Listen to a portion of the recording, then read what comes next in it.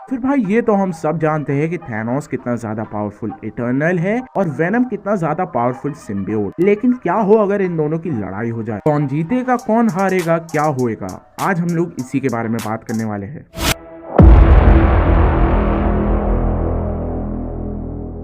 तो फिर सबसे पहले इस लड़ाई की दो पॉसिबिलिटीज निकल के आ जाती है, थैनोस बिना इन्फिनिटी स्टोन्स के और थैनोस इन्फिनिटी स्टोन्स के साथ। तो फिर सबसे पहले बात कर लेते हैं पहली पॉसिबिलिटी की।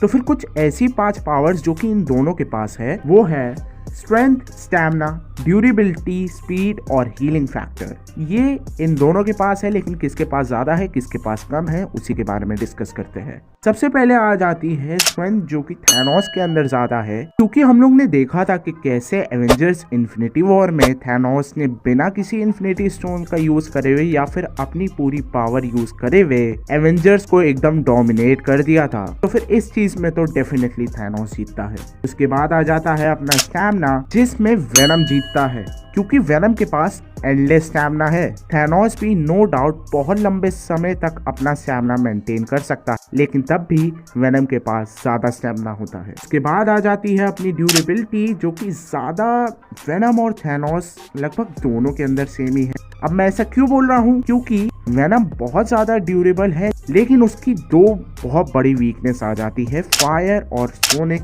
एनर्जी, जिसको अगर किसी तरीके से थैनोस ने जनरेट कर दिया तो फिर वेनम की ड्यूरेबिलिटी धरी की धरी रह जाएगी। और हम लोग ने इन्फिनिटी वॉर में देखा था कि थैनोस को कोई भी एवेंजर डिफीट नहीं कर पा रहा था, तो फिर इसमें डेफिनेटली थैनोस जीतता है।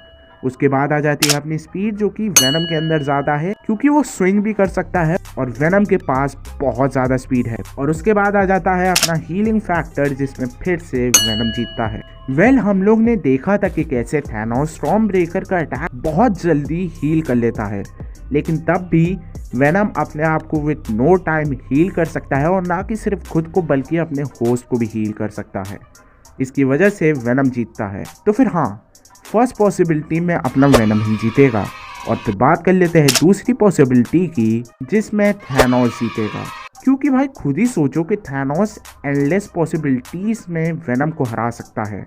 वो किसी भी स्टोन का यूज कर सकता है। फॉर एग्जाम्पल ले लो टाइम स्टोन, उसने वेनम को टाइम लूप में फंसा दिया, या फिर वो टाइम स्टोन का यूज करके बार बार अपने आप को हील कर लेता है। इस चीज की तो भाई एंडलेस पॉसिबिलिटी है, जिसमें से आधे से ज्यादा बार वेनम हारेगा। और एक सबसे ज्यादा सिंपल और इजी वे आ जाता है कि थैनोस किसी इन्फिनिटी स्टोन का यूज करके फायर या फिर सोनिक एनर्जी जनरेट कर दे, जिसकी वजह से वेनम वहीं पे डिफीट हो जाएगा। अगर तुमको ये फाइट अच्छी लगी, अगर तुमको इस वीडियो में मजा आया, तो फिर इसको लाइक कर दो और चैनल को सब्सक्राइब कर दो। और हाँ, अपने दोस्तों के साथ भी शेयर कर देना, उन लोग को भी थोड़ा सा ज्ञान पेल देना।